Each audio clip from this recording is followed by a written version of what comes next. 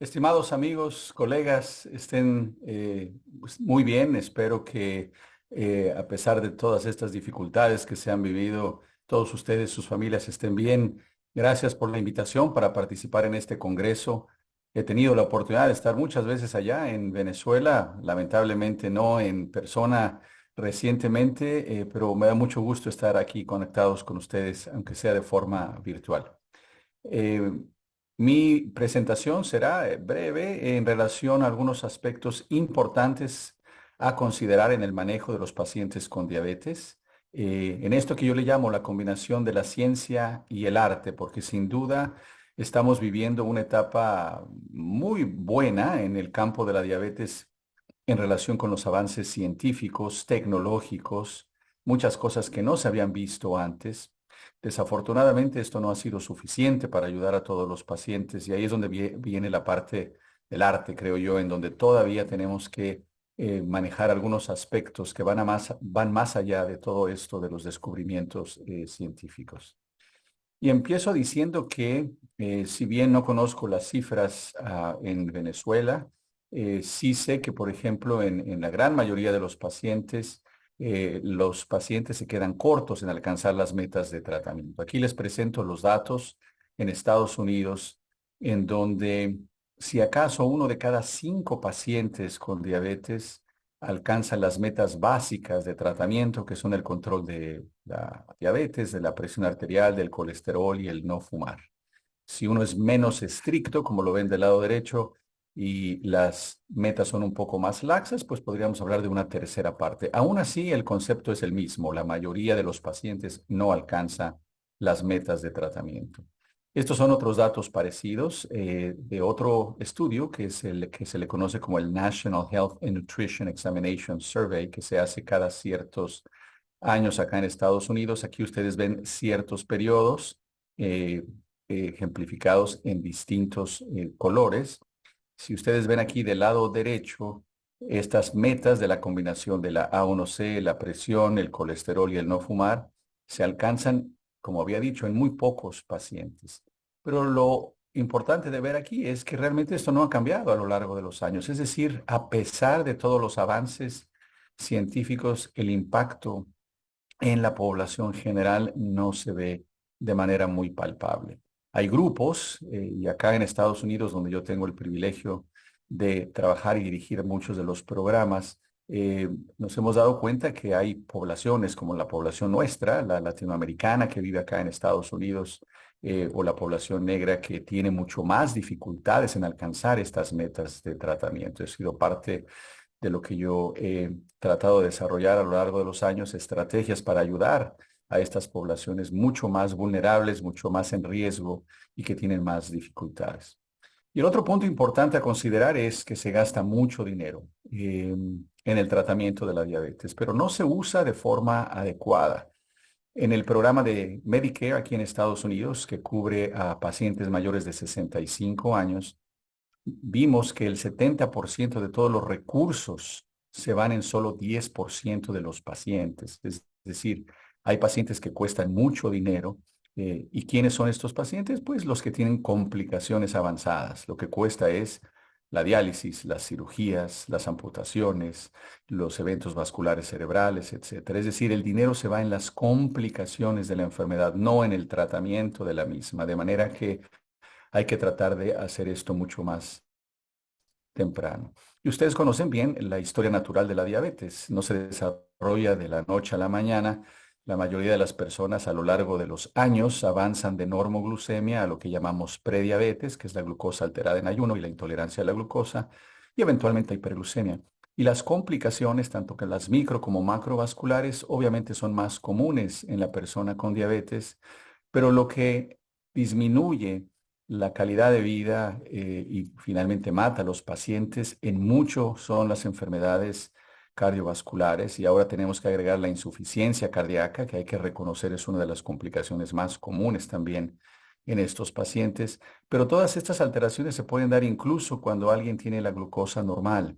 De manera que esperarnos a que alguien tenga diabetes para empezar a tratar todos estos problemas es realmente una etapa tardía. he tenido el privilegio de trabajar acá en Estados Unidos en el Programa Nacional de Prevención de Diabetes, en donde hemos demostrado que en las personas con prediabetes se puede disminuir el riesgo para desarrollar diabetes y muchas de estas complicaciones. Así es que mientras más pronto se haga todo esto, obviamente mucho mejor. Los cambios en el estilo de vida siguen siendo la piedra angular en el tratamiento de la diabetes y hemos conocido mucho más en este sentido, pero sin duda en los últimos años la introducción de distintas clases de medicamentos para el manejo de la diabetes tipo 2 ha sido algo formidable. Había una época en la que solamente había obviamente sulfonilureas, metformina e insulina y ahora hay una gran cantidad de medicamentos de clases distintas, todas con sus ventajas y desventajas. Aquí en Estados Unidos hay en la actualidad 12 clases de medicamentos aprobados para el tratamiento de la diabetes. Algunos se usan más, otros menos, pero digamos que forman parte del arsenal terapéutico para poder usarse con los pacientes con diabetes tipo 2. Pero me parece que en esto de los avances científicos, al menos desde el punto de vista de lo que hacemos con los medicamentos, todo esto vino a cambiar en el año 2008, cuando recordarán con la historia de la rosiglitazona que se asoció con un aumento en el riesgo de infarto al miocardio, que hasta cierto punto parece que no era realmente tan veraz esa información, pero no importa, lo que dio origen a una nueva normativa en la que se pide que todos los medicamentos que se introduzcan para la diabetes deben de contar con un estudio de seguridad vascular, no para demostrar que disminuyen el riesgo de enfermedad cardiovascular, sino que al menos no la aumentan. Y es ahí que todas las nuevas clases de medicamentos han tenido ya el desarrollo de sus estudios de seguridad cardiovascular. Y aquí vemos en esta imagen la gran cantidad de medicamentos y de estudios que se han basado en el uso de estos medicamentos para demostrar efectos o desenlaces cardiovasculares, renales, y esto ha sido parte de lo que ha hecho que el campo de la diabetes haya tenido mucha información recientemente. Se publican estudios de esta naturaleza, ciertamente cada número de meses o cada año. Y aquí ven ustedes los más recientes en este año 2022, muchos ya terminados. Y el punto fundamental es que los resultados de esos estudios han impactado las guías terapéuticas que tenemos. Yo creo que lo más sobresaliente en este campo son los estudios con los inhibidores de SGLT2 que se ven del lado izquierdo y los estudios con los análogos de GLP-1 que se ven del lado derecho en naranja.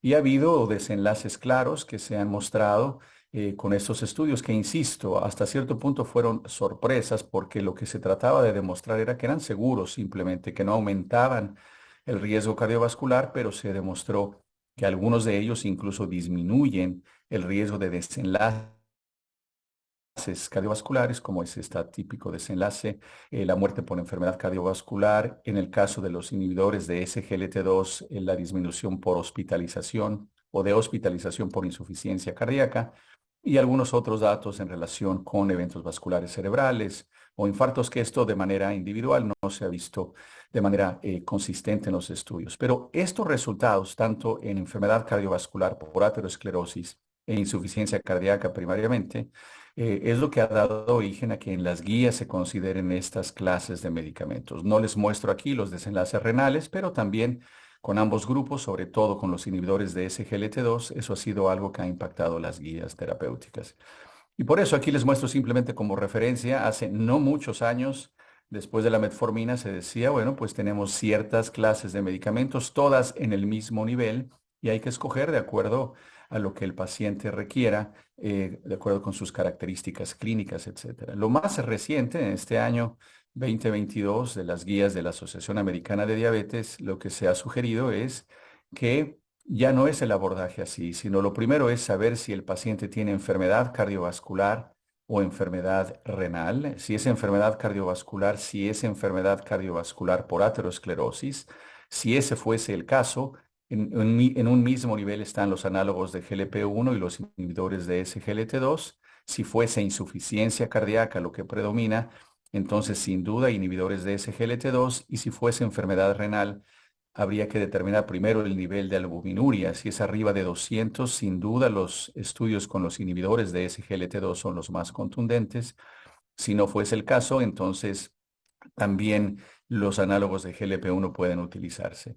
Esto, vale la pena decir, es independientemente del nivel de glucosa. Esto es algo muy diferente porque ya no es simplemente centrarse en el control de las cifras de glucosa, sino en el enfoque de las complicaciones y el aspecto más general del que hemos hablado a lo largo de los años, incluso en este tipo de foros, lo recuerdo bien.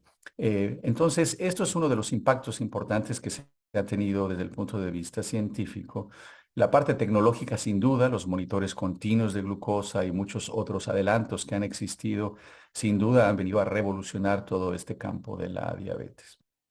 El tema a veces es el costo, ¿verdad? El costo de los medicamentos. Por ejemplo, en Estados Unidos, aquí les muestro más o menos el costo y la comparación. Los nuevos medicamentos, si bien es cierto que son muy buenos, son demasiado caros y el acceso a estos medicamentos no siempre es fácil para los pacientes. De manera que tratar de solucionar estos problemas y ver cómo los adelantos científicos y tecnológicos pueden alcanzar a todo mundo, porque yo creo que todas las personas con diabetes en el mundo tienen derecho a los beneficios de los avances científicos y tecnológicos. Este es uno de los retos más importantes que existen a nivel mundial. Y en esta última parte quiero hablar de lo otro, lo que yo le llamo esto del arte del manejo del paciente con diabetes y que tiene que ver con lo que ustedes hacen, lo que todos hacemos todos los días con nuestros pacientes. Y mi reflexión es la siguiente. Esta es una editorial que me invitó la Asociación de Endocrinología Clínica acá en Estados Unidos para reflexionar en este sentido. Y creo yo que lo que está sucediendo es lo siguiente. Todos trabajamos en un sistema de salud, hablamos con los pacientes y tratamos de guiarles para que mejoren su comportamiento, que mejoren su autocuidado a través de mejorar su alimentación, ejercicio, etcétera. Y esto, como ya lo demostré, se logra en muy pocos pacientes. ¿Qué estamos perdiendo? ¿Qué es lo que nos falta? Bueno, por un lado, creo que no somos muy buenos en abordar los aspectos culturales, psicológicos, sociales, económicos con los pacientes. No hay forma fácil de resolver esto. Obviamente hay retos muy importantes y nos quedamos cortos. Hacemos lo que se puede y yo entiendo que allá, obviamente, donde están ustedes viendo a sus pacientes, esto es algo que se ha magnificado, por supuesto, en una gran medida. Obviamente el esfuerzo debe de estar ahí, la intención de ayudar, pero siempre son factores difíciles de modificar. Y también viene la parte de nosotros, tratar de aprender un poco más a cómo ayudar al paciente, cómo conectarnos, cómo mejorar esta comunicación en sistemas de salud que, dicho sea de paso, no están diseñados para el manejo de las enfermedades crónicas. Vivimos en sistemas de salud reactivos, donde solamente se ve al paciente que está enfermo, se le manda a su casa y se olvida uno de él. Esos no son modelos que ayudan de ninguna manera a los pacientes. He estado yo trabajando en el campo de la diabetes por muchos años ya y un poco la frustración de no poder ayudar a la gente me llevó hace algunos años a crear esta lista que yo le llamo la lista de la A a la Z para el manejo de la diabetes, en donde cada uno de estos factores que están ordenados en forma alfabética, no en orden de importancia, tienen que ver con la diabetes y hay datos para cada uno de ellos que influyen en el desarrollo y en el curso de la diabetes tipo 2 y de tipo 1 también. Y obviamente no tengo el tiempo para hablar de todos ellos, pero si tienen interés, puedo con mucho gusto compartirles la información o pueden buscar, esta es una publicación gratuita. Y les doy algunos ejemplos. Por ejemplo, desde el punto de vista biológico, hay distintos fenotipos de la diabetes. No todos tienen el mismo tipo de alteraciones y todas estas cambios a nivel fisiopatológico que conocemos en los pacientes con diabetes tipo 2 pueden darse de forma distinta. Conocer las poblaciones que tratamos es algo importante para de ahí determinar obviamente qué tenemos que ofrecerles. El problema de la depresión a mí me parece que es algo fundamental y que no sabemos evaluar bien. Yo he aprendido a preguntarle a todos mis pacientes en todas las consultas si existe este tipo de problema y la mejor forma es utilizar las preguntas que ya han sido validadas. Por ejemplo, una de ellas es si el paciente ha perdido interés en hacer sus actividades cotidianas en las últimas 2 a 3 semanas. Y la respuesta es sí. Hay que olvidarse de decirle que se ponga más insulina, que coma mejor, que haga más ejercicio. Eso obviamente es intrascendente para el paciente, pero muchas veces esto no se detecta en la práctica clínica. Creo que es algo importante por hacer. La parte del manejo en grupos, a mí me ha gustado mucho y esto no sé si ustedes lo hayan intentado, a mí me ha funcionado muy bien, son las visitas médicas en grupo, en la que en lugar de ver a los pacientes de forma individual, los veo en forma colectiva. Voy analizando el caso de cada quien, pero lo hago en frente de otras personas de manera que están aprendiendo unos de otros. Por supuesto, hay que seleccionar bien a los pacientes, hay aspectos de confidencialidad que se tienen que revisar, el paciente tiene que estar de acuerdo, y no es una competencia entre ellos, es una manera de motivarse, es una dinámica interesante que me permite ver incluso más pacientes en menos tiempo y de una manera más efectiva. Se los dejo simplemente como una idea de cosas distintas que creo que podemos intentar. El aspecto nutricional sin duda es fundamental y seguramente ustedes ven muchos pacientes en donde a pesar de los esfuerzos que hagan no tienen acceso a los alimentos que uno les está pidiendo que incorporen en su alimentación. Entonces, el evaluar esto no solamente el darles recomendaciones, sino trabajar con ellos en saber qué pueden y cómo pueden hacerlo, me parece que es fundamental. Hicimos un estudio acá en Boston hace algunos años en los que con los pacientes con diabetes de la comunidad latina, lejos de solamente decirles lo que había que comer, nuestro equipo fue al supermercado con ellos para enseñarles a cómo llevar a casa alimentos mucho más nutritivos y eso tuvo un impacto importante porque bajó la cantidad de calorías que llevaban a casa, mejoró la calidad de los alimentos y esto fue algo que puede ayudar muy bien.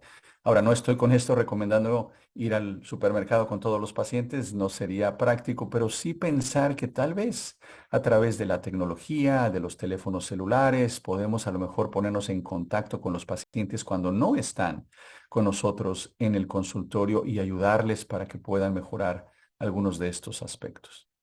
Los cambios corporales, por ejemplo, a los pacientes les pedimos que bajen el peso, por supuesto, es algo importante. Sin embargo, he aprendido que hay que primero preguntarles cómo se sienten con su peso y si quieren bajar. Por ejemplo, aquí este estudio lo hicimos acá en Estados Unidos también, en donde la comunidad latina habitualmente prefiere tener un poquito más de sobrepeso y no encuentran que el estar con un peso completamente normal sea lo óptimo.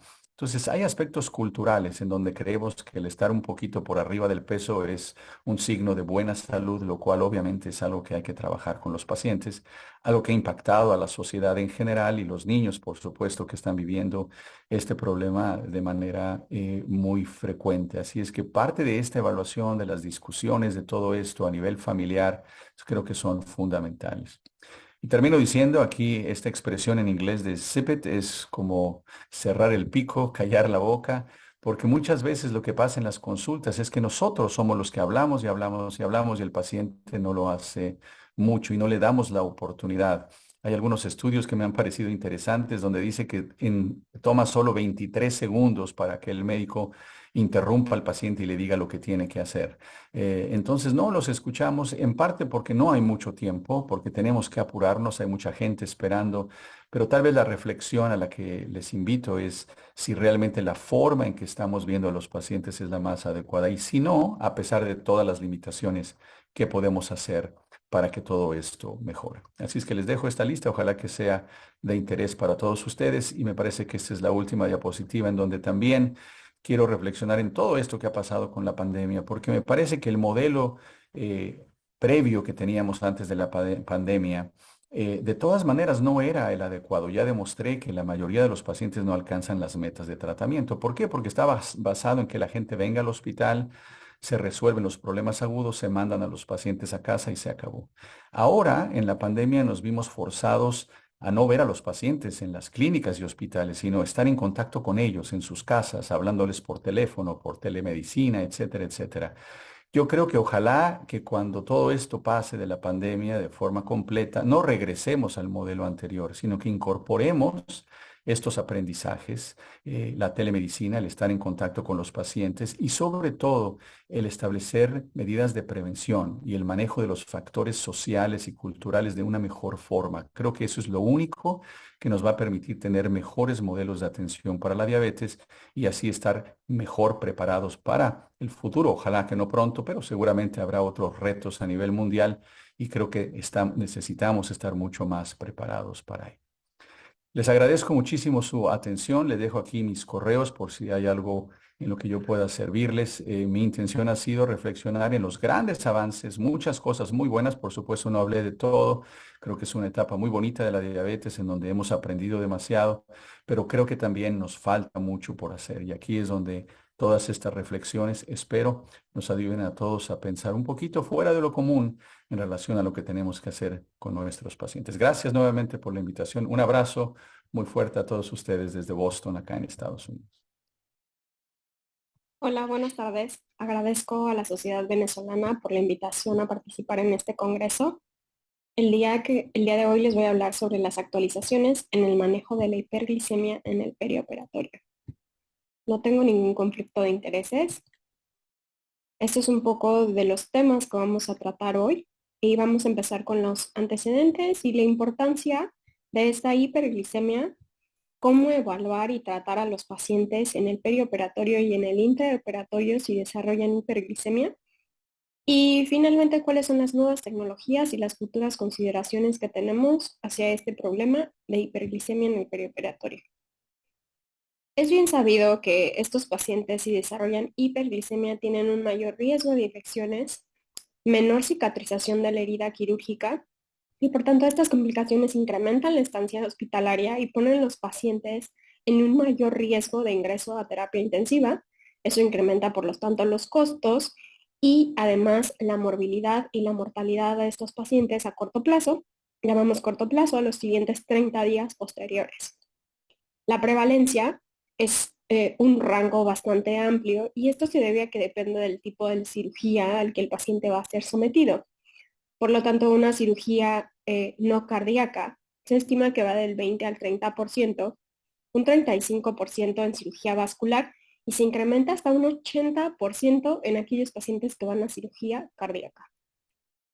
En este estudio, nosotros lo realizamos en la Universidad de Emory e incluimos aquellos pacientes sin antecedente de diabetes que tuvieran una glucosa menor de 140 y se descartó la diabetes con una hemoglobina glucosilada menor a 6.5. Y observamos que no solo los diabéticos, sino aquellos pacientes sin diabéticos desarrollan hiperglicemia de estrés, asociado básicamente al procedimiento quirúrgico y otros factores que vamos a ver, y que esta hiperglicemia se desarrolla entre las 24 a las 72 horas. Y que esta hiperglicemia, ¿no?, también se asocia a mayores complicaciones, que es como lo que habíamos visto, ¿no?, incluso ajustando por otras cuestiones como edad, ¿no?, y la mortalidad se incrementa en aquellos pacientes, especialmente si tienen glucosas mayores de 180. En este estudio recientemente publicado de una corte bastante amplia, incluyeron más de 2,000 pacientes. Ellos estratificaron a los pacientes con antecedente de diabetes y sin antecedente de diabetes. Y es lo que vemos en azul, los pacientes con diabetes y los pacientes sin diabetes en azul claro. Y observamos que cualquier complicación se presenta mayor frecuentemente en los dos grupos asociado con la hiperglicemia, pero aquellos pacientes que no tienen antecedente de diabetes y presentan hiperglicemia de estrés, la posibilidad de complicación es mucho mayor comparado con los pacientes diabéticos. Si vamos por complicaciones severas, ¿no?, como tromboembolismo o algunas otras complicaciones, estas también se presentan con mayor frecuencia en aquellos pacientes sin antecedentes de diabetes y que tienen hiperglicemia de estrés y va estrictamente relacionado a la glucosa. Ellos también ajustaron, ¿no?, por edad y otros factores y la misma asociación se encontró, ¿no? Hay un incremento de complicaciones para aquellas glucosas arriba de 180 y esto se asocia con cualquier complicación. Y en la parte derecha vemos con complicaciones severas, misma asociación. arriba de 180, observamos que hay un incremento de, no así en glucosas menores de 180. Y es por eso que vamos a ver que en las guías nuestras metas van a ir basados en evitar esta hiperglicemia mayor de 180. ¿Qué factores existen para que los pacientes presenten hiperglicemia? Hablamos de cualquier paciente y no solo los pacientes diabéticos. Los vamos a dividir en tres grupos, que eso es lo que ha estratificado los distintos artículos, y van a ser intrínsecos al paciente como la gravedad de la enfermedad, la edad del paciente, el índice de masa corporal, la resistencia a la insulina que pudiese tener y la reserva pancreática del paciente.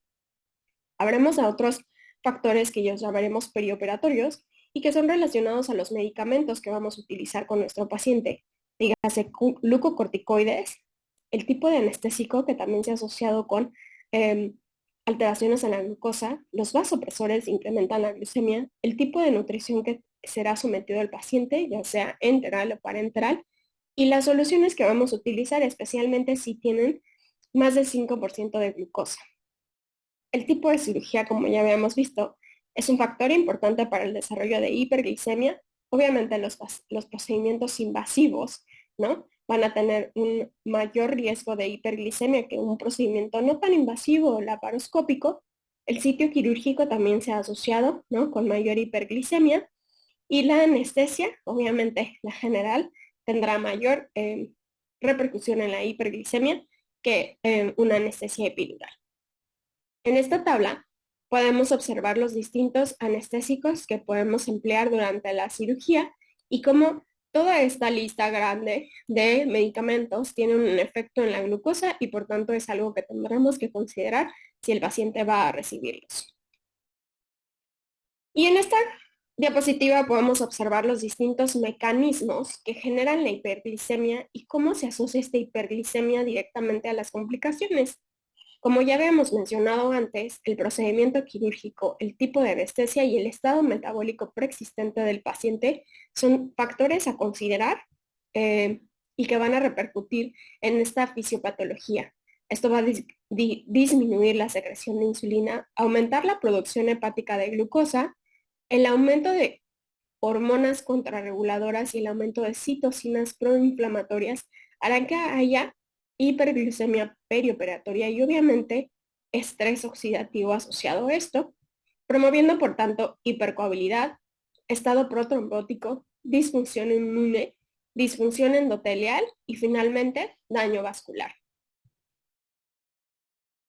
Nosotros en la Universidad de Emory con el doctor Francisco Pasquel hemos estado estudiando este estrés quirúrgico, ¿no?, con este incremento de hormonas contrarreguladoras y el daño al tejido.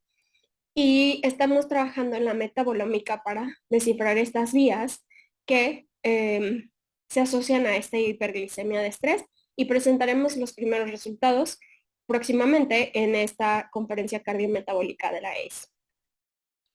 En este estudio, lo que vamos a presentar en la ACE representa este brazo del estudio, que es únicamente caracterizar a aquellos pacientes que presentaron hiperglicemia versus los que no presentaron hiperglicemia. Y el segundo brazo aún estamos reclutando para esta parte, pero es prevenir esta hiperglicemia de estrés mediante el uso de GLP-1. Siguiente, ¿qué voy a hacer con mi paciente antes de la cirugía? Si mi paciente está programado para una cirugía electiva, tendré que saber si este paciente tiene antecedente de diabetes o no.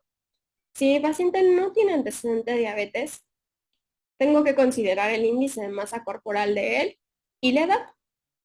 Si cuenta con sobrepeso y una edad mayor de 45 años, lo apropiado sería solicitar una hemoglobina glucosilada para caracterizar o diagnosticar diabetes en caso de que no esté diagnosticada. Si aquellos pacientes tienen antecedente de diabetes, voy a solicitar esta hemoglobina glucosilada para saber que puedo proceder de forma segura con la cirugía. Si la hemoglobina glucosilada es menor de 8, no tengo ningún problema. Sin embargo, si es mayor de 8, lo sugerido por las guías, al ser un procedimiento electivo, es posponerlo y optimizar el control glicémico porque también esta hiperglicemia crónica se ha asociado con complicaciones en el posoperatorio y en el perioperatorio, por lo tanto, es mejor retrasar el procedimiento. No así en el caso de una cirugía urgente, donde, bueno, pues se tiene que operar o se tiene que hacer lo que se tenga que hacer y en ese momento no se sabe y no se sabe realmente a ciencia cierta qué tanto efecto tiene este descontrol previo, pero actualmente las guías sugieren posponer la cirugía y optimizar el control glucémico hasta que se haya logrado una hemoglobina glucosilada menor de 8. ¿Qué hago con los medicamentos para casa, ¿no? Antes de la cirugía? Si el paciente, el día previo a la cirugía, si el paciente está en insulina basal, dependerá si está en insulina 2 veces al día o una vez al día. Si es una vez al día, le voy a dar el 100% de la dosis, ¿no? En AM. Perdón, si es 2 veces al día, le voy a dar el 100% de la dosis AM y 80% de la dosis total en PM. Si solamente está utilizando la dosis de PM, le voy a dar 80% de la dosis de PM o el 50% si es un paciente con riesgo de hipoglucemia, ¿no? Un paciente frágil, edad avanzada, falla renal, falla hepática. Si el paciente está con un esquema basal bolo y además está utilizando insulina de acción corta, el día anterior aplicamos los bolos todos completos. Si el paciente está utilizando una bomba de infusión de insulina, dejaremos la dosis basal sin cambio. Y si el paciente está tomando o inyectándose cualquier medicamento no insulina, podemos aplicar todos los medicamentos. Sin embargo, es importante recordar que los SGLT2 deben suspenderse, ¿no? 2 o 3 días previo a la cirugía por el riesgo de cetoacidosis glucémica y el riesgo de lesión renal aguda, y que también debemos suspender la metformina si recibirá contraste oral y considerar el riesgo de hiperglicemia si utilizamos sulfonilureas y posiblemente suspenderlos antes. El día de la cirugía, ¿qué vamos a hacer? Si el paciente se administra insulina 2 veces al día, le vamos a administrar el 80% o al 100% de la dosis, dependiendo de los factores de riesgo del paciente. Esos factores de hipoglucemia, ¿no? Estos pacientes frágiles. La insulina de acción corta no es necesario aplicarla porque el paciente va a estar en ayuno. Si está con una bomba de infusión de insulina, se puede continuar esta bomba de infusión de insulina y seguiremos con el 100% de la dosis, a menos que consideremos que esa dosis es alta y el paciente tenga riesgo de hipoglucemia, la disminuiremos a un 80% y todos los medicamentos orales o no insulínicos se pueden suspender, considerando que los DPP-4 tienen estudios, ¿no? Que realizó el doctor Francisco Pasquel en Emory y que pueden continuarse y son una terapia segura y en el perioperatorio. Entonces, el día de la cirugía, volvemos al mismo contexto. Si mi paciente no tiene antecedente de diabetes, lo tengo que monitorizar con glucometrías durante el perioperatorio cada 2 horas. Si una de estas glucosas es mayor de 180, por lo que ya vimos de que las complicaciones inician con esta glucosa, entonces a este paciente, dependiendo del procedimiento quirúrgico al que vaya, le iniciaremos correcciones con insulina subcutánea o con insulina IV, si ya se estaba establecido, con un protocolo de insulina. Si tiene antecedente de diabetes, administraremos insulina basal y las correcciones también a partir de 180, ya sea con insulina subcutánea o con insulina IV. La meta de glucosa antes de llegar a la cirugía, 1 a 4 horas prequirúrgico, es de 100 a 180 y el intraoperatorio es de 110 a 180.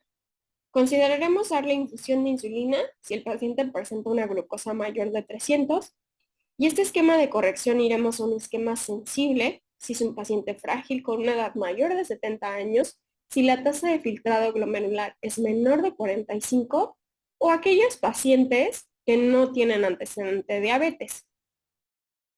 Iniciaremos un esquema de insulina resistente para aquellos pacientes que tienen un índice de masa corporal mayor de 35, una dosis de insulina en casa mayor de 80 o que se planea utilizar esteroides con una dosis mayor de 20 miligramos al día. Este es el protocolo de infusión de insulina que utilizamos en la Universidad de Emory y que se irá ajustando según el tipo de cambio que haya de glucosa a glucosa. Finalmente, les voy a hablar de las nuevas tecnologías que existen y una de estas es el monitoreo continuo de glucosa. Como sabemos, el monitoreo continuo de glucosa mide glucosa del intersticio, no glucosa capilar, y por tanto aquellas sustancias o soluciones que afecten el intersticio me van a afectar las glucosas aquí, el monitoreo. Por tanto, es importante recordar esto y que es importante recordar que al no ser una glucosa capilar está desfasada la medición y que este lapso o gap que existe puede ser de 10 minutos. Esta información viaja a través de vía Bluetooth a un lector y este lector nos va a ofrecer estas glucosas en tiempo real. Estas glucosas pueden ir cada 1 a 5 minutos y eso nos permite tener un monitoreo continuo del paciente. Diversos estudios han mostrado que el monitoreo continuo de glucosa en el perioperatorio es algo factible, es algo útil y es preciso y que se puede empezar a utilizar. Por lo tanto, consideramos que es una herramienta prometedora, sin embargo, aún está en estudio y no está aprobado para su uso en cirugía. Y tiene bastantes limitaciones, como cuáles: la diatermia que existe por el electrocauterio, el uso de vasopresores, muchos pacientes en cirugía se someterán a esto, las soluciones que le damos y el edema que puede generar en el paciente. Estos pacientes generalmente pueden tener hipotermia, hipotensión e hipoxia, que son situaciones que afectan el intersticio y por tanto las mediciones de glucosa. Nosotros realizamos un estudio con estos pacientes sometidos a cirugía de bypass coronario sin antecedente de diabetes y en esta gráfica podemos observar distintos pacientes. En esta gráfica les estoy mostrando 4 pacientes. Las líneas en azul muestran el monitoreo continuo y en rojo la glucometría. Y observamos que todos los pacientes inicialmente, antes de la cirugía, tenían una buena correlación con el monitoreo continuo. Sin embargo, durante la cirugía, que podemos observar en la primera parte de la gráfica en todos los pacientes, se observa como una pérdida de la señal que podemos ver en todos los pacientes. Sin embargo, algunos pacientes la pérdida fue transitoria y posteriormente el sensor continuó funcionando bien, incluso durante terapia intensiva con el uso de vasopresores y intubados, sedados, ¿no? Y funcionaron bien. Sin embargo, algunos otros sensores, después de la pérdida de señal, se observa que en los pacientes, ¿no? Hay una discrepancia con la glucosa por glucometría. Por lo tanto, algunos sensores funcionaron bien y algunos otros no, por sustancias que no sabemos y que en este momento asociamos al electrocauterio, pero que estos pacientes además tenían hipoxia y estaban en una bomba de circulación extracorpórea. Entonces, no sabemos cuál fue el factor que hizo, pero los sensores no fueron 100% útil durante el perioperatorio, como observado en otros estudios. Dentro de las otras nuevas cosas está el uso de páncreas artificial en el perioperatorio, que es colocar un sensor y que va comunicándose con una bomba de infusión de insulina para ajustar o disminuir la dosis. En este estudio, el objetivo primario era demostrar el tiempo de glucosa en rango, y esta glucosa en rango era de 100 a 180, y se encontró que en estos pacientes el tiempo en rango se incrementó un 76% comparado con un 50% y fue estadísticamente significativo sin incrementar el riesgo de hipoglucemia, ¿no? Por lo tanto, parece ser una herramienta prometedora para el uso en el perioperatorio. Y aquí observamos, ¿no?, el mismo estudio, este estudio randomizado. En color rosa está el uso del circuito cerrado y en control azul el grupo control.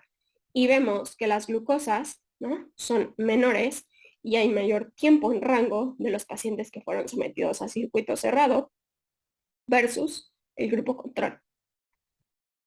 En conclusión, sabemos que es mejorar el control glucémico, ¿no?, sobre todo mantener esas glucosas menores de 180 para disminuir complicaciones y mortalidad a corto plazo.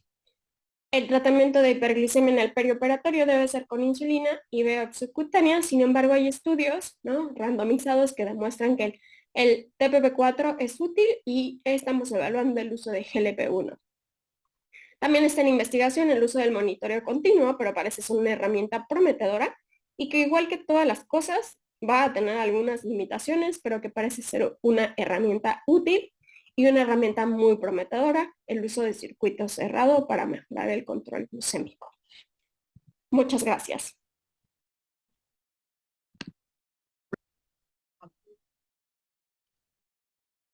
Estimados colegas de Venezuela, muchas gracias por la invitación al Congreso de Endocrinología y Metabolismo. En los siguientes minutos vamos a conversar sobre avances de tecnología para la diabetes.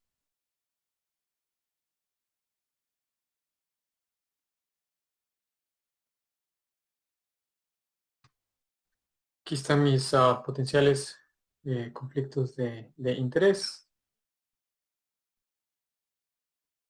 Los objetivos de la presentación son principalmente revisar cuáles son los nuevos dispositivos, tanto de administración de insulina como monitoreo continuo de glucosa, y cómo se integran estos nuevos dispositivos para proveer insulina automatizada e incluso monitorizar a los pacientes remotamente.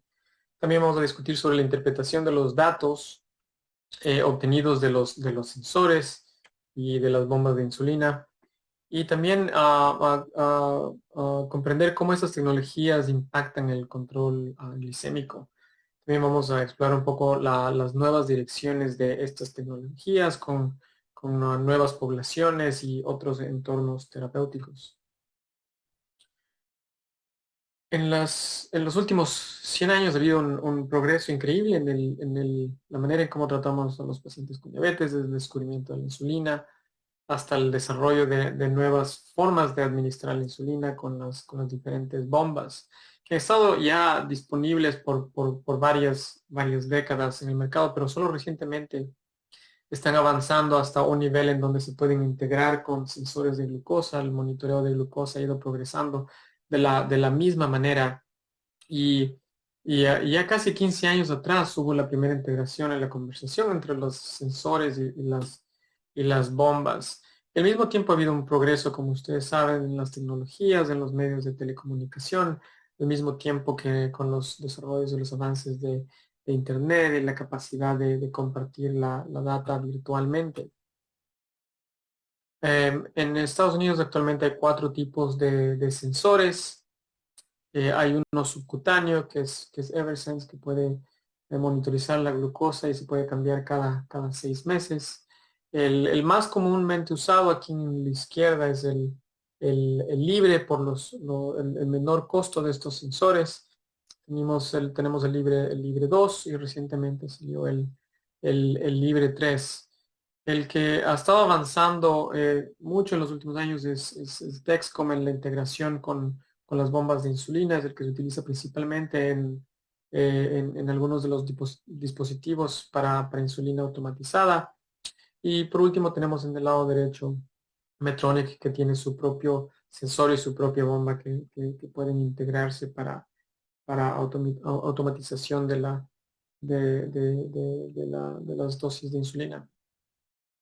Entonces, ¿qué es un sensor de insulina? Tenemos un pequeño sensor que va hacia el espacio intersticial, que está midiendo glucosas cada 1 a 5 minutos y nos puede dar una idea del control glicémico de pacientes. No es exactamente la glucosa que está en la sangre, es en el espacio intersticial. Entonces hay un poco de retraso en estos valores. No es exactamente igual, pero es muy cercano. Hay varios tipos de sistemas para censar la glucosa. El de tiempo real, que es el tipo de monitoreo que nos permite ver los cambios de glucosa en tiempo real. Podemos ver estos remotamente. Tenemos el que es el flash, que necesita ser escaneado para poder recibir la data.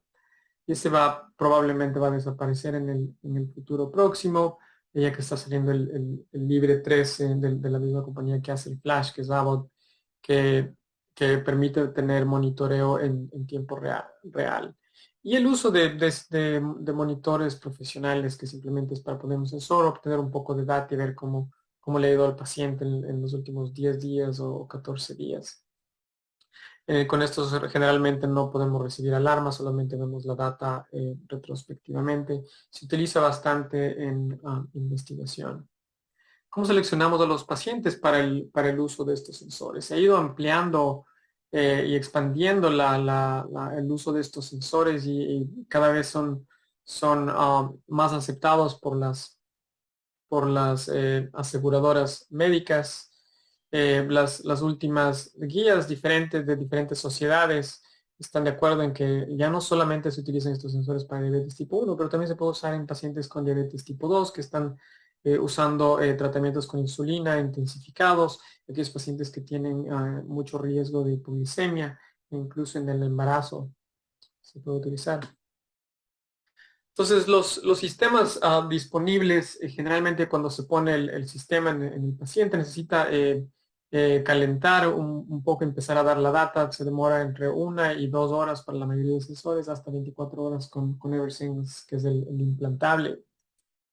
Estos sensores tienen aprobación para el uso non-adjunctive, no aditivo, lo que significa que el paciente puede reemplazar los pinchazos para medirse la glucosa con los monitores regulares y puede reemplazar y tomar decisiones basadas en los valores de los sensores de glucosa. Algunos de estos sensores vienen ya calibrados, no necesitan la calibración periódica, particularmente el Libre 2 y el G6. Estos sensores ya no necesitan la calibración regular que se necesitaba antes. Todos los sensores pueden notificar al paciente de azúcares altos, azúcares bajos, hay alarmas, alertas. Y tienen varios tiempos de duración, el Libre 2 de 14 días, el G6 de 10, Guardian de 1 semana y el Eversense hasta 180 días. Todos estos sensores actualmente pueden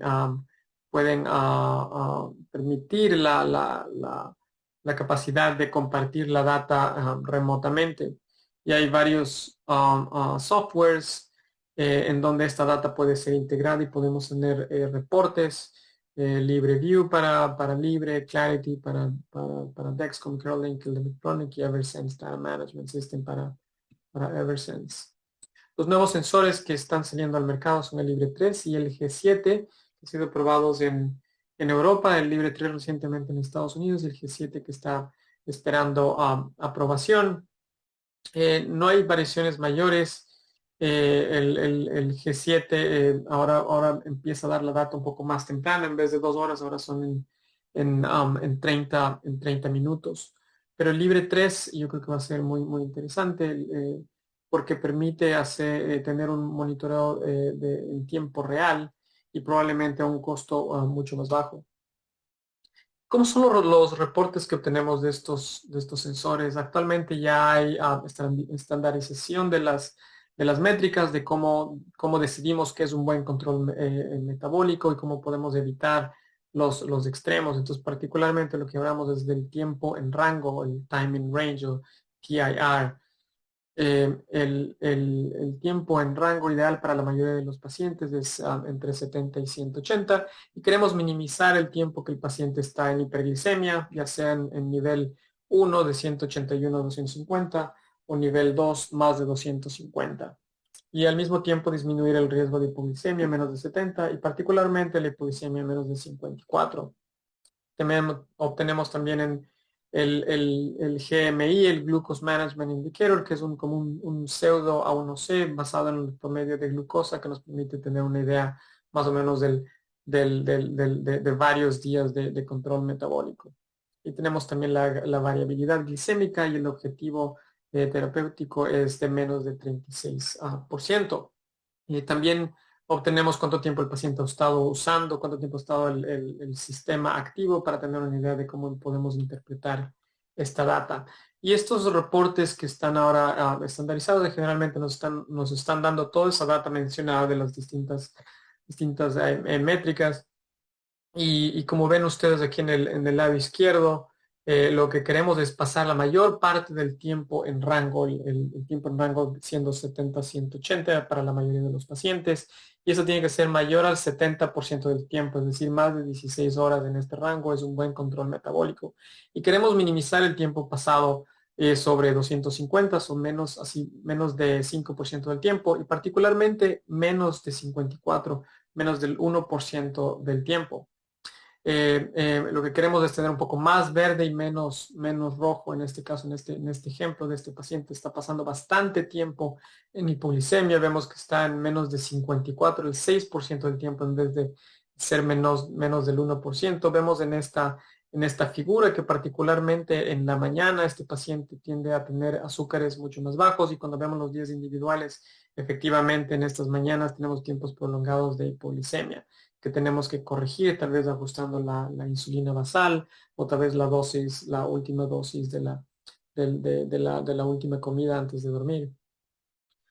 Obtenemos también el GMI, que es como la pseudo A1C, y la variabilidad glucémica. Vemos que este paciente tiene una variabilidad glucémica muy alta, es decir, los valores están yendo desde muy bajos hasta muy altos. Vemos que tenemos extremos en las lecturas de glucosa en este paciente, con una variabilidad de la glucosa de 49%. Aquí vemos un poco más detallado estos datos, y vemos, por ejemplo, aquí este paciente también está pasando al mismo tiempo 20% del tiempo en azúcares muy altos, cuando lo que quisiéramos es que el paciente pase menos del 5% más de 250. Entonces este paciente está descontrolado, con hiperglicemia severa y con un bastante hipoglicemia significativa.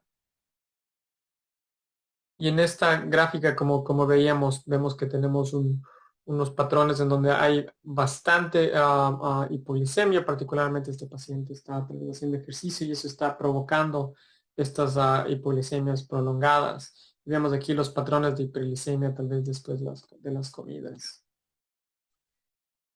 Últimamente se ha ido utilizando ahora el tiempo en rango para definir cuáles son las metas terapéuticas. Antes usábamos la hemoglobina glicosilada únicamente, y empezamos a pensar un poco tal vez en ajustar las metas de hemoglobina glicosilada basado en el riesgo de los pacientes.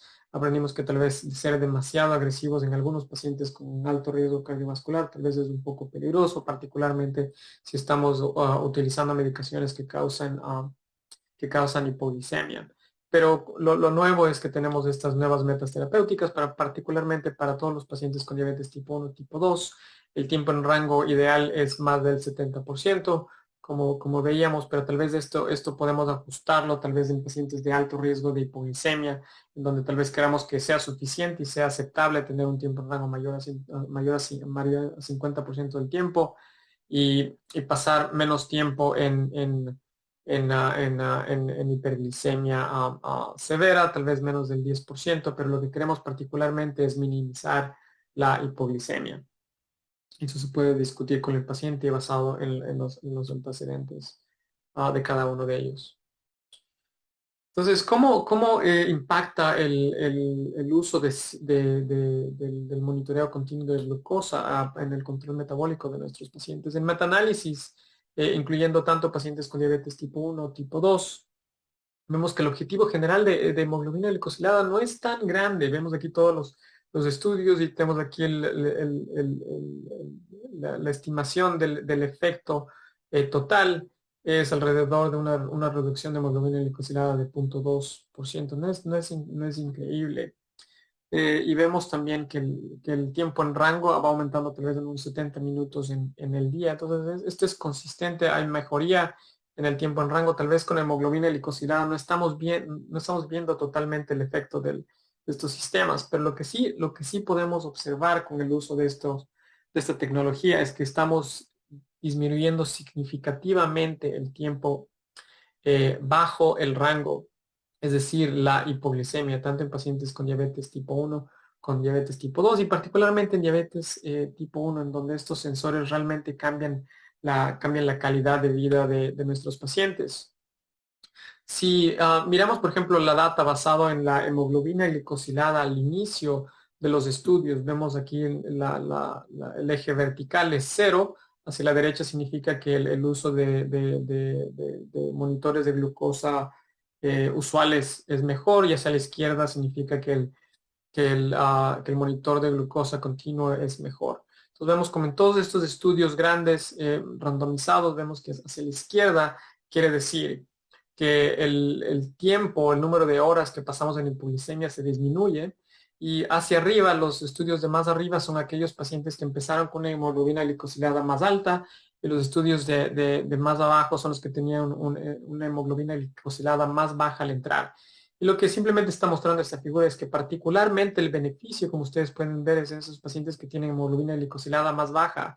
Aquellos pacientes que tienen más riesgo de hipoglicemia son los que se benefician tal vez un poco más.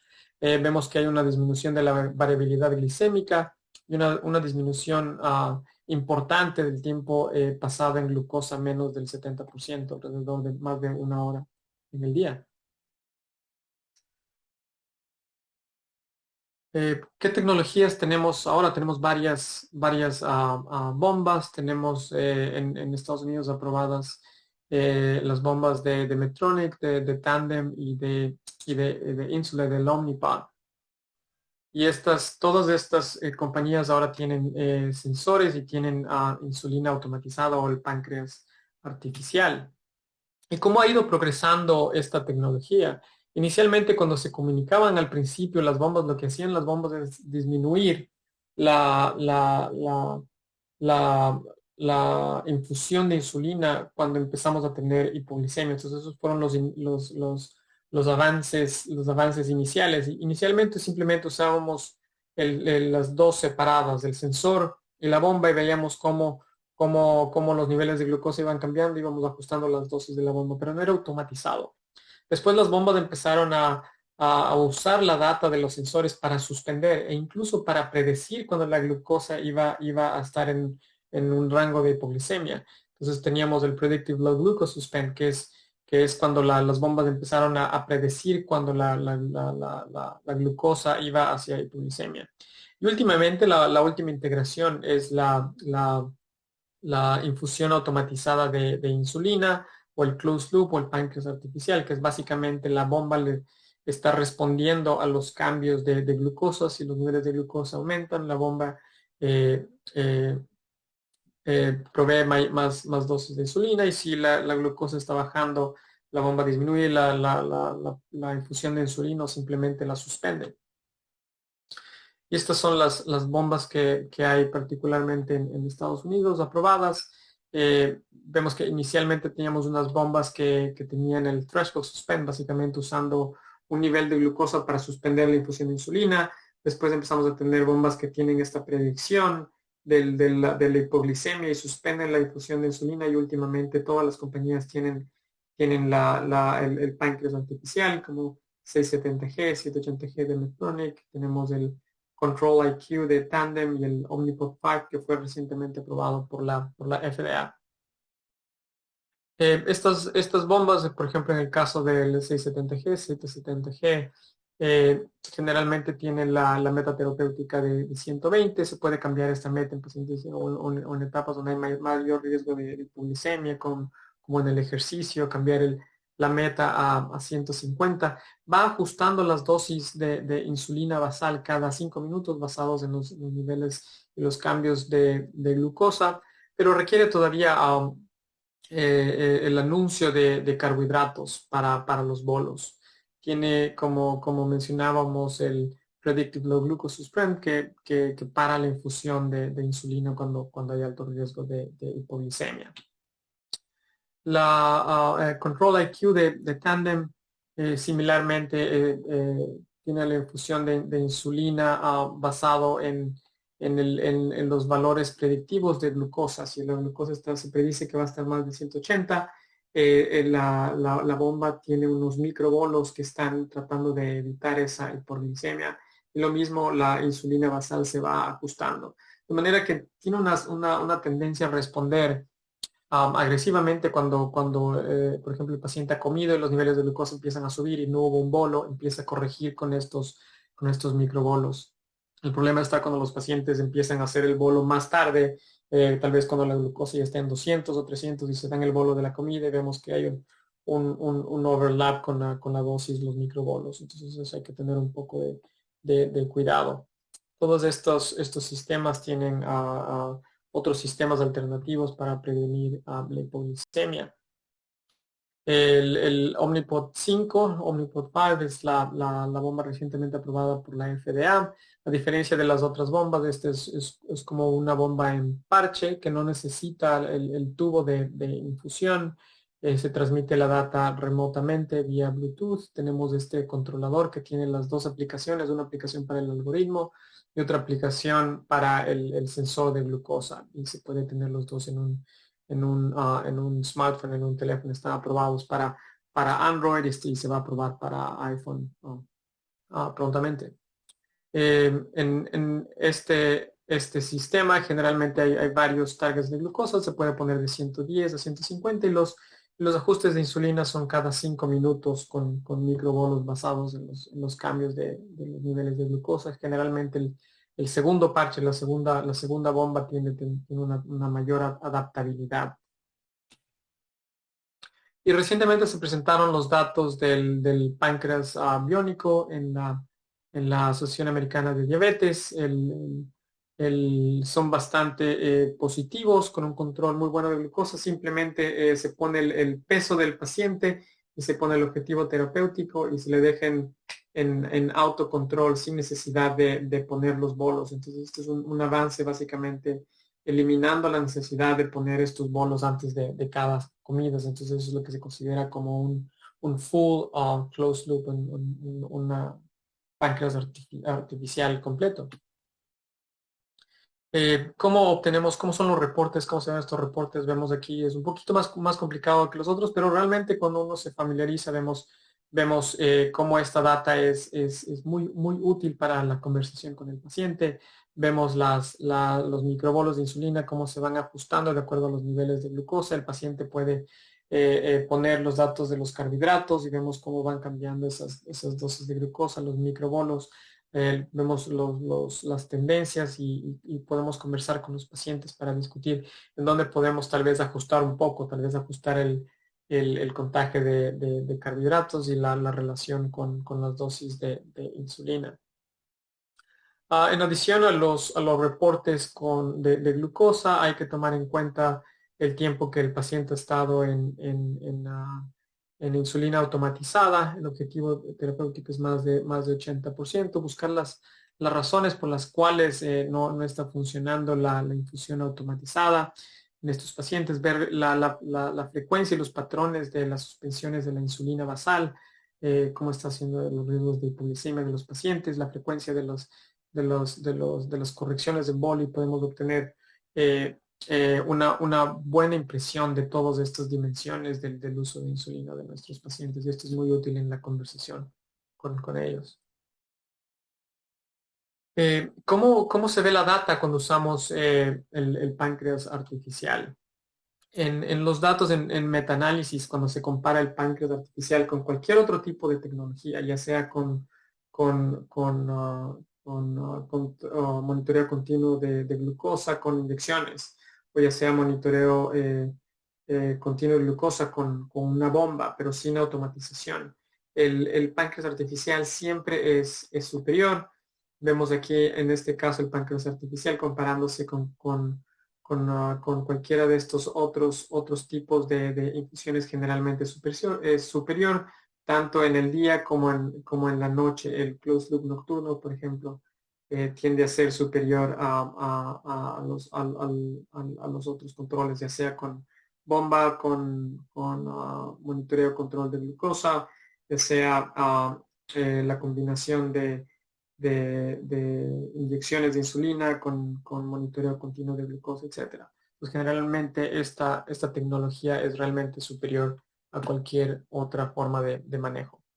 ¿Cuáles son las nuevas direcciones en el uso de estas tecnologías? Hay una opción para el uso en pacientes con diabetes tipo 2.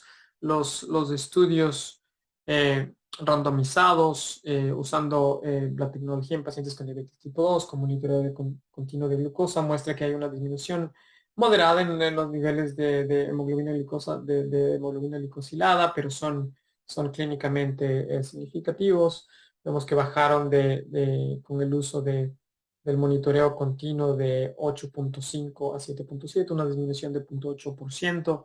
Y esto, la diferencia del efecto de tratamiento comparado con el grupo control que bajó en 0.5% es de 0.3%, que se considera relativamente importante.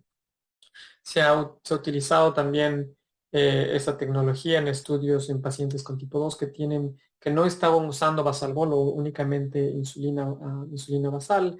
Este estudio fue publicado en JAMA y vemos cómo esta tecnología también se asoció con una disminución de la hemoglobina glicosilada similar al otro estudio, a una diferencia ajustada a los 8 meses del uso del monitoreo continuo de 0.4 en comparación con el monitoreo con glucómetro convencional. El grupo de intervención bajó en 1.1 la hemoglobina glicosilada versus 0.6 en el otro grupo y una diferencia ajustada de 0.4%. También una diferencia, una disminución significativamente, particularmente del tiempo pasado en más de 250. Como ustedes pueden ver, aquí está la respuesta de acuerdo al nivel de hemoglobina glicosilada a la entrada en los estudios. Vemos que la proporción de pacientes que alcanza la meta terapéutica es todavía baja, es decir, muchos pacientes responden tal vez mejor con el monitoreo continuo de glucosa, pero vemos que una gran mayoría de pacientes, particularmente los que tienen hemoglobina glicosiladas altas, realmente no mejoran tanto como esperaríamos. Y cuando se hizo un análisis del efecto del monitoreo de continuo de glucosa basada en la hemoglobina glicosilada basal, lo que se observa particularmente es que aquellos pacientes que tienen hemoglobina glicosilada mucho más alta, la disminución en el tiempo que se pasa en más de 250 en hiperglicemia severa es bastante significativo. Hay una tendencia en hemoglobina glicosilada, una tendencia en el tiempo en rango también, a mayor tiempo en rango para aquellos que tienen hemoglobina glicosilada más alto, pero no es significativo, tal vez por la muestra pequeña. Y recientemente se publicaron datos de testing, de prueba para ver si la insulina automatizada funciona en diabetes tipo 2. Y si nos concentramos particularmente en estas dos figuras aquí en el centro de este póster, vemos que el uso del Omnipod 5, el páncreas artificial, se asocia con una disminución significativa de la hemoglobina glicosilada. Este es un estudio no randomizado, es simplemente para testear si ver si la tecnología funciona. Esto fue presentado hace un par de meses en la ADA. Vemos que hay un aumento significativo del tiempo que pasaron en rango. De estos eran pacientes que estaban en basal bolo o con basal solo. ¿Qué tenemos sobre la tecnología en el hospital? Con el COVID-19 hubo un incremento en el uso de esta tecnología en el hospital. Los estudios de correlación de los sensores en comparación con lo que se utiliza en el hospital, vemos que hay una buena correlación de esta tecnología que puede ser útil en el ambiente hospitalario también. Vemos que estos sensores tienden una tendencia a ser menos accurate en pacientes con anemia severa. Por ejemplo, aquellos con anemia severa tienen un MART, que es la medición para la correlación de estos sensores. Es mayor, significa que no son tan buenos en pacientes con hemoglobina a menos de 7, es decir, anemia severa. Entonces, tal vez en esos pacientes no deberíamos utilizar en el hospital. Entonces, ¿cómo usamos esta tecnología? Básicamente tenemos estos sensores. Sabemos que podemos obtener la data vía Bluetooth hacia un teléfono que puede estar conectado a la nube, que puede transmitir esa data a telemetría, a la estación de enfermería, al equipo de endocrinología o otros equipos de tratamiento, y podemos mandar la data también a la nube para tener estos reportes como conversábamos antes. Podemos obtener también la data de los glucómetros y podemos en la ficha del paciente ver si el sensor está está funcionando adecuadamente y podemos documentar, y eso es importante en el uso de estos sensores en el hospital, y estos protocolos recién se están adaptando. El uso de esta tecnología parece tener un efecto en la reducción de hipoglicemia, particularmente en pacientes con alto riesgo. En un estudio pequeño, randomizando pacientes con alto riesgo de hipoglicemia, el uso de alarmas en la estación de enfermería se asoció con una disminución del tiempo pasado en hipoglicemia en estos pacientes. En cuanto el impacto en el control de glucosa, parece ser el efecto relativamente moderado. En un estudio en donde se randomizaron pacientes a sensores de glucosa con control remoto, el tiempo pasado en rango realmente fue bajo, de 70 a 180. Fue el 25%. Lo que quisiéramos es que estemos más de 60, 70% en rango, pero realmente fue bajo en estos pacientes, 25 versus 19, y únicamente encontraron una diferencia cuando compararon de 70 a 250, un rango de 70 a 250, hubo algo de diferencia, entonces 72% versus 63, y esto es lo que consideraron ellos como significativo. En el hospital, en la terapia intensiva, hemos implementado el uso de esta tecnología. Vemos aquí el teléfono inteligente fuera del cuarto del paciente recibiendo la data.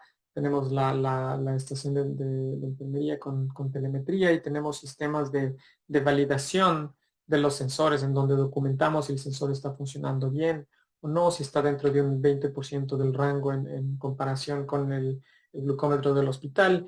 Y a partir de eso usamos los sensores para dirigir la infusión continua de glucosa en vez del pinchazo cada hora, particularmente en pacientes con COVID-19, en donde queríamos disminuir los pinchazos cada hora para disminuir el uso de equipo de protección, disminuir el riesgo de transmisión al hospital y al personal del hospital.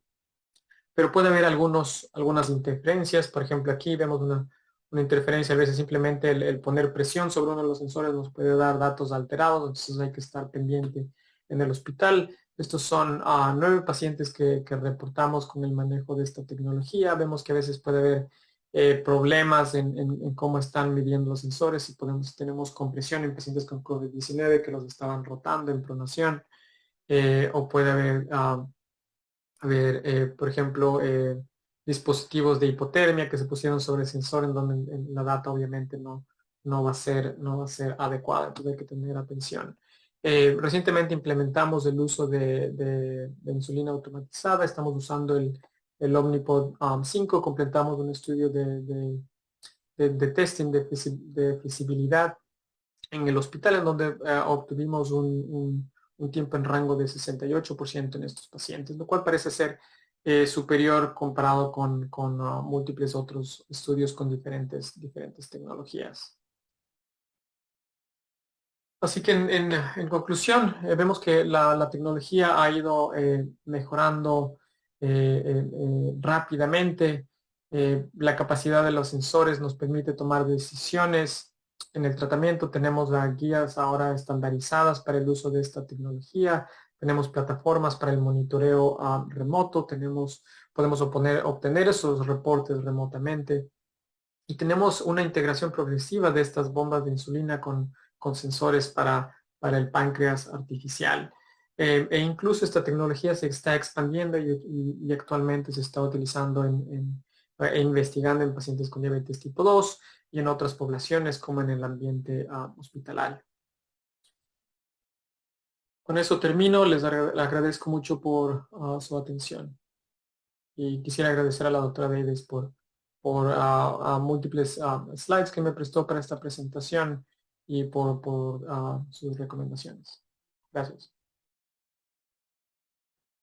Muy buenas tardes. Antes que nada, quisiera agradecer al comité científico y organizador de este programa por haberme invitado a este congreso. Yo soy el doctor Alan von der Weisbrod. Soy el director médico de trasplante hepático en el Beth Israel Deaconess Medical Center en Boston, en la Escuela de Medicina de Harvard, y hoy estaremos hablando del hígado graso en la consulta del endocrinólogo. Estos son mis conflictos de interés. Entonces, para empezar a abordar el hígado graso, es importante entender la historia natural de la enfermedad.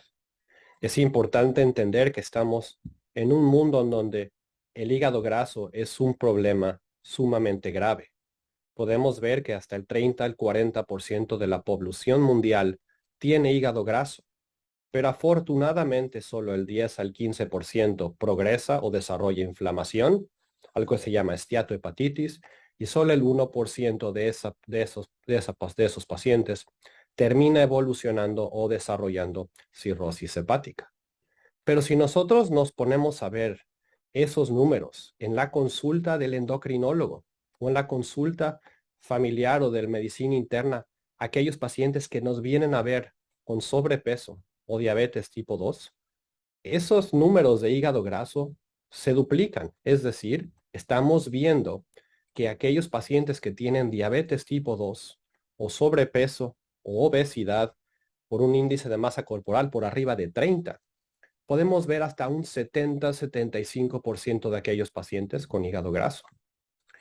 Así que es importante ver que tenemos factores recíprocos, pero a la vez tenemos que tener que buscar la manera de funcionar como un equipo para tratar de abordar, diagnosticar y tratar a estos pacientes de una manera mucho más temprana. Si nosotros vemos la perspectiva del cardiólogo y del endocrinólogo, la diabetes y el síndrome metabólico tienen como complicaciones problemas cardíacos y lo podemos ver por el reporte nacional de los Estados Unidos. Tenemos entre 610,000 muertes por eventos cardiovasculares anuales y tenemos 735,000 infartos al miocardio anuales. Si lo vemos desde nuestra perspectiva, desde la perspectiva del hepatólogo, el hígado graso que evoluciona a esteatohepatitis y por último a cirrosis, tiene como consecuencia 40,000 muertes de manera anual. Así que hay una liga, hay una manera de enlazar este diabetes y el síndrome metabólico con nosotros. Y por último, nosotros hemos comprobado recientemente que aquellos pacientes que son diagnosticados con hígado graso, su mortalidad se debe a todos sus riesgos cardiovasculares. Así que no tenemos dos frentes, o sea, no tenemos el frente patológico por un lado y el frente endocrinológico y cardiovascular por el otro. Tenemos un frente también de atención primaria. Yo quiero llevar a todos a que nosotros seamos un equipo para tratar de abordar, diagnosticar y poder dar tratamientos efectivos de una manera temprana a estos pacientes que por resultado van a disminuir su morbilidad y mortalidad cardiovascular. Así que, ¿cómo vamos a hacer el escrutinio en pacientes que tienen hígado graso? Vamos a un caso típico que llega a la consulta del endocrinólogo. Es un paciente de 40 años de edad, de origen hispano, que tiene historia de diabetes tipo 2 con una hemoglobina glucosilada de 9.7, sin antecedentes quirúrgicos. Sus antecedentes familiares son notables por cirrosis en su madre y en la tía materna. Consume bebidas alcohólicas de manera social, 1 a 2 tragos, 2 a 3 veces por semana. No consume suplementos alimenticios y su examen físico es normal sin la presencia de cambios por cirrosis, con un índice de masa corporal de 36 y una presión arterial de 144/90. Así que la siguiente pregunta es para todos los endocrinólogos que están escuchándome. ¿Deberíamos de buscar el hígado graso en la consulta de endocrinología? Y si tenemos las opciones, no está indicado, sí solo en poblaciones de alto riesgo, o todo mundo debe realizarse pruebas de escrutinio que venga a ver al endocrinólogo. Así que si nos vamos a qué dicen las guías, nuestras guías han sido modificadas un par de veces, así como las europeas. En su parte izquierda de su diapositiva, las guías americanas en el 2012 desafortunadamente dijeron que no se recomiendan el escrutinio de pacientes con diabetes tipo 2 para buscar hígado graso. Si nos vamos a qué dicen las guías europeas en el 2016, dice que se sugiere buscar algún tipo de procedimiento para identificar y diagnosticar a estos pacientes si tienen aumento o el exceso de grasa en el hígado.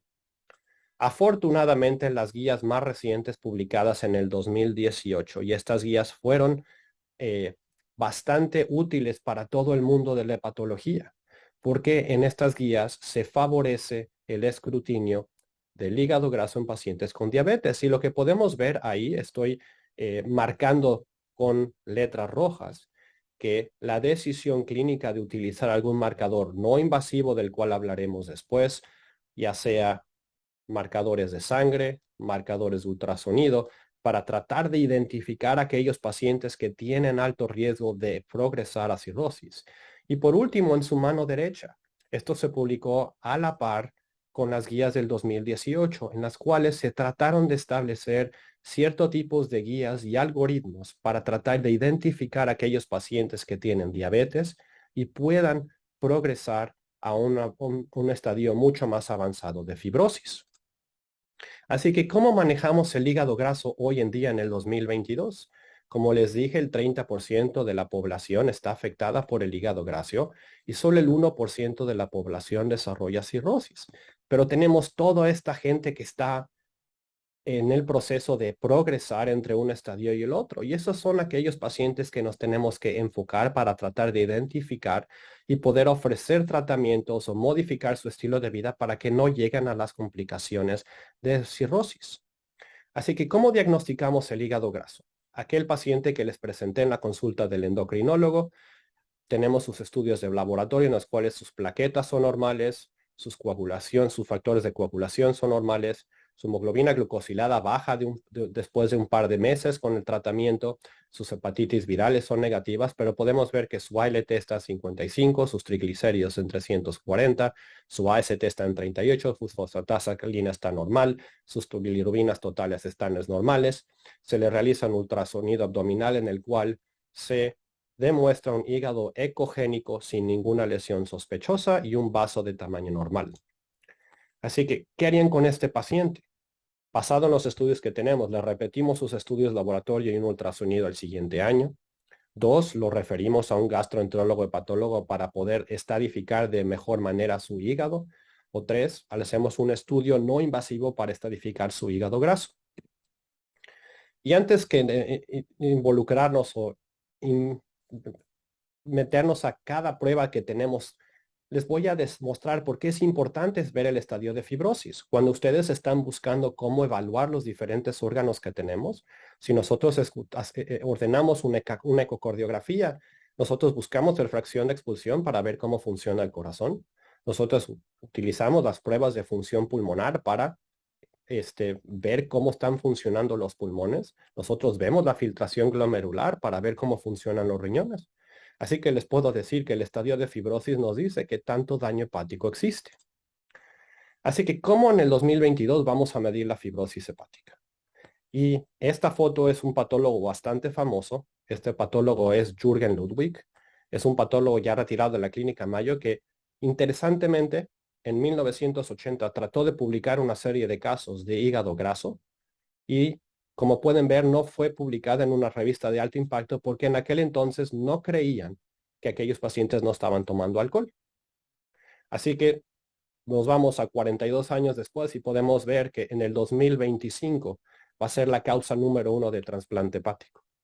Ahora, ¿qué podemos hacer para estadificar en el 2022? Tenemos muchas herramientas. Tenemos la biopsia, la elastografía por resonancia, la elastografía, el ARFI, y tenemos los marcadores de sangre, ya sea el FIB4, el APRI, los marcadores de esteatohepatitis, el fibrotest y el EPASPOR. Ahora, todas estas pruebas muchas veces tienen que utilizarse de manera conjunta o separada para poder llegar a un diagnóstico mucho más certero. Vamos a empezar con el FIB4. El FIB4 es una herramienta sumamente útil y digamos, no tiene ningún gasto extra al paciente. Simplemente necesitan 4 números o 4 datos que tienen que poner en esta tabla. La edad del paciente, su AST, su ALT y sus cuentas de sus plaquetas. Y dependiendo de estos 4 números, estos pacientes nos van a dar como resultado un número. Y dependiendo de estos números, nosotros podemos estadificar en los pacientes de riesgo leve, moderado o severo. Si es que tenemos un paciente que tiene un riesgo leve, es decir, un puntaje menor de 1.3, estos pacientes pueden ser seguidos en la consulta, ya sea de atención primaria, endocrinólogos o cardiólogos, sin ser referidos a los hepatólogos. Pero quiero que pongamos atención a los estadios un poquito, a los siguientes estadios, ya sea el moderado o el severo, ya que estos pacientes necesitan de alguna manera, ya sea otra prueba para investigar su estadio de fibrosis o incluso recomendar una biopsia del hígado para ver si estos pacientes tienen fibrosis avanzada. Ahora, nosotros tenemos experiencia con los marcadores no invasivos y esto es herramientas que utilizamos el día a día en nuestra consulta de patología. Pero les voy a hablar un poquito de las pruebas que tenemos, el costo y cuál es su sensibilidad y especificidad. En su mano izquierda tienen todas las pruebas que tenemos. Tenemos el FibroTest, que es un marcador en sangre, el FibroScan, que es la elastografía, que es como un ultrasonido, el ARFI, por último, la elastografía por resonancia.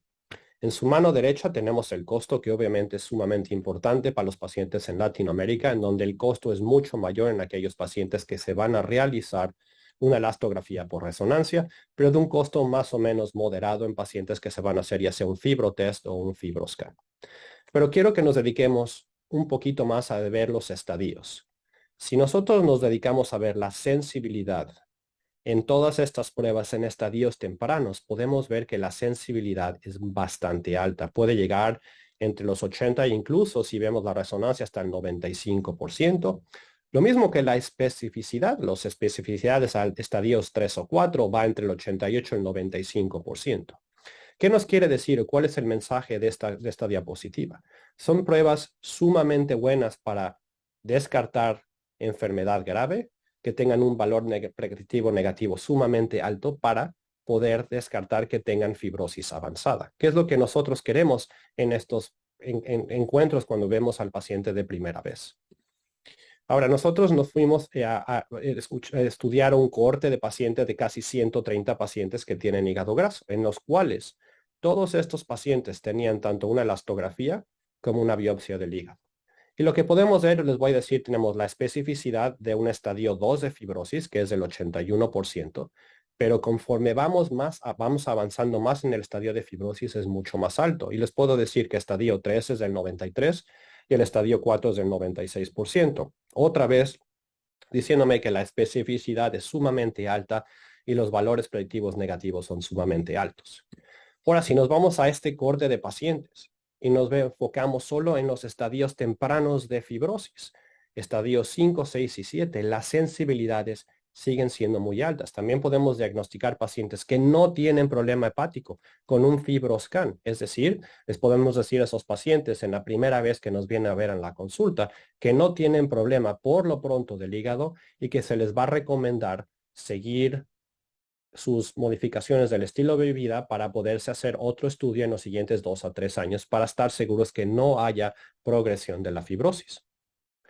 Así que nosotros nos hemos estado infiltrando a las consultas de atención primaria, medicina interna, medicina familiar e incluso a las consultas de endocrinología, la Joslin Clinic, y nosotros realizamos este algoritmo para tratar de captar a aquellos pacientes que van a tener más chance de tener o mayor frecuencia de tener enfermedad avanzada del hígado. Entonces, si usted tiene cualquier de estos factores de riesgo, diabetes, síndrome metabólico, obesidad o incluso historia familiar de cirrosis, nosotros mandamos a hacer estos pacientes una elastografía o FibroScan y si el resultado es menor de 7.5 basado en nuestra experiencia de estos 128 pacientes, nosotros podemos decir que esos pacientes no tienen que ser referidos a la consulta del hígado. Así que por último les voy a hablar del tratamiento y dentro del tratamiento es, si este paciente llega con ustedes, ¿qué tratamiento recomendarías? Modificación de los estilos de vida, modificaciones del estilo de vida y vitamina E, estilos de vida y pioglitazona, estilo de vida y abstinencia de alcohol, estilo de vida y café y agonistas de la glucoproteína número 1. Y todas estas respuestas en algún punto son correctas. Nosotros siempre tenemos que ayudar a referir que el paciente necesita modificaciones de estilo de vida. Nosotros hemos probado que pérdida del 10% del peso disminuye el estadio de fibrosis entre 1 y 2 estadios de fibrosis para abajo. Ahora les voy a hablar un poquito de los dos estudios que tenemos en la literatura médica, con los cuales nos basamos en los tratamientos del hígado graso en la consulta del hígado. Y este es el estudio de la vitamina E y la pioglitazona que fue publicado en The New England Journal of Medicine en el 2010. En su lado izquierdo son todos los estatutos histológicos que se pudieron probar que los pacientes mejoran. Entonces, esto es un estudio de 96 semanas en los cuales los pacientes fueron randomizados a placebo, vitamina E y pioglitazona. Aquí lo que pueden ver es que los pacientes que mejoraron en la pérdida de grasa del hígado fueron mayores en pioglitazona, así como la vitamina E. Aquellos que disminuyeron la inflamación lobular de la esteatohepatitis fueron también de la pioglitazona de la vitamina E. Y aquellos pacientes que disminuyeron la actividad histológica del hígado graso, que también fueron de la vitamina E y de la pioglitazona. Y de su lado derecho tenemos los marcadores clínicos. La AST y la ALT en las gráficas A y B pueden ver que en los dos la pioglitazona y la vitamina E bajaron. Desafortunadamente la resistencia a la insulina no fue un caso que fue significativo. Y por último, la pérdida de peso fue mucho mayor en el placebo. Desafortunadamente nosotros sabemos que la pioglitazona causa aumento del peso. ¿Cuáles fueron las conclusiones de este estudio? Es bien importante dar las conclusiones. La vitamina E fue superior al placebo para el tratamiento de la hepatitis alcohólica para la esteatohepatitis no alcohólica sin la presencia de diabetes. No hubo beneficio de la pioglitazona sobre placebo en el objetivo principal. Sin embargo, la pioglitazona alcanzó los objetivos secundarios que fueron las disminuciones histológicas. Así que basado en este estudio pionero, nosotros recomendamos, basado en nuestras guías vitamina E 800 unidades internacionales, a aquellos pacientes que tienen hígado graso con inflamación sin diabetes. Y recientemente es otro estudio que fue presentado apenas el año pasado, y este es la semaglutida, que son los agonistas de GLP-1. La semaglutida se utilizó para el tratamiento de hígado graso sin cirrosis, en el cual en este estudio se randomizaron pacientes a 3 tipos de dosis, 0.1, 0.2 y 0.4 por semana, y todos se compararon con placebo. Ahora, los dos objetivos principales fueron la resolución del hígado graso sin que el estadio de fibrosis se empeore. Y número 2 es el mejoramiento del estadio de fibrosis sin el empeoramiento del hígado graso. ¿Qué podemos ver de los resultados de este estudio? Podemos ver que la semaglutide 0.4 miligramos subcutáneos semanales fue superior que el placebo. Lo mismo fue 0.2 y 0.1. No se compararon las diferentes dosis, pero lo que podemos ver es que el porcentaje de pérdida de peso en aquellos pacientes que ya recibieron el 0.4% fue cerca del 12%, que es principalmente es el objetivo principal de estos estudios, ya que, como sabemos, la pérdida de peso muchas veces lo que da como resultado la mejoría del estadio de fibrosis. Y por último, los cambios en el estadio de fibrosis. Podemos ver que todos aquellos pacientes que recibieron semaglutide comparados con el placebo fueron mucho mejor. Así que en conclusiones, tenemos que cambiar el manejo del hígado graso. Principalmente tenemos que tratar de ver aquellos pacientes que son de alto riesgo para buscarlo y diagnosticarlo de manera temprana y ofrecer estilo de vida y depender de cómo ustedes, los endocrinólogos o los agentes de atención primaria para el manejo de estas comorbilidades como la diabetes. Una vez que estos pacientes tienen la presencia de fibrosis, tenemos que ponerlos en programas de nutrición y ejercicio, tenemos que ayudarlos con la obesidad, ya sea de una manera quirúrgica, endoscópica o médica. Y por último, les hablamos de las terapias farmacológicas que tenemos ahorita para poder ayudar al tratamiento del hígado graso. Si aquellos pacientes que tienen fibrosis avanzada, estadio 3 o incluso cirrosis, hay que buscarles cáncer. Y si tienen cirrosis, ofrecer el manejo de cirrosis e incluso también referirlos al trasplante hepático. Muchas gracias por su atención y espero sus preguntas.